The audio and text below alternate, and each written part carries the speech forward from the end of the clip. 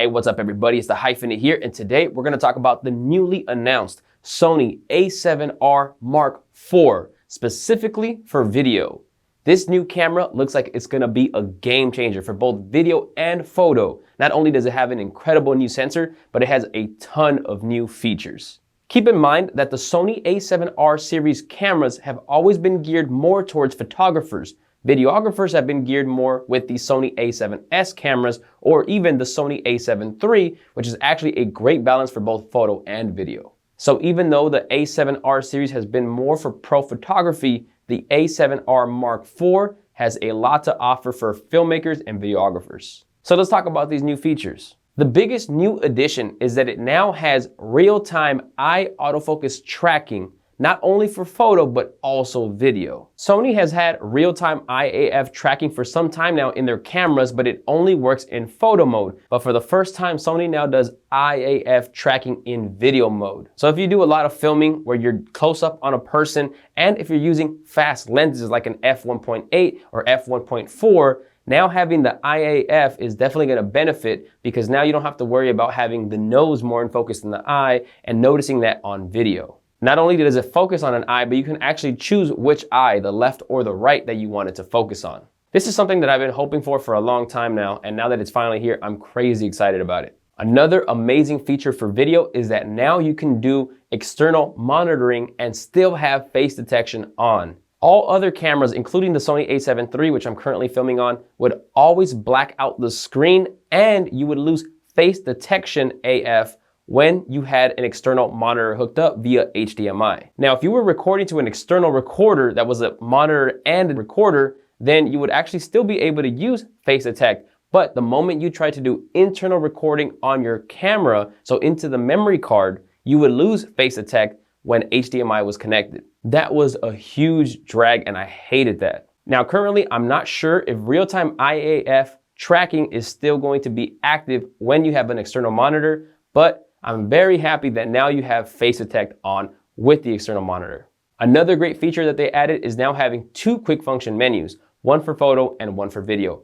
Now you don't have to use one quick function menu for both video and photo settings. Now you can have one for each, which will allow you to have a lot more settings being able to be adjusted at the quick push of a button. The A7R Mark IV also has dual UHS 2 memory card slots. Previously, there's only one UHS 2 and the other one was UHS 1. This makes it possible to have your video at high resolution and high bit rates recorded simultaneously to two memory cards. Another much needed feature that is finally added for video is that now you can name your video files. Not only can you choose the name that you want the video files to be saved under, but you can also add a date to it, which will help you with your organization. Not only that, but your video file number will also continue even after switching a memory card. This is great if you're shooting across multiple days, switching memory cards, or even using different cameras. Now you don't have to worry about video files having the exact same names, which is a drag when you try to put them into a computer and they're saying that they have the same name, so you either have to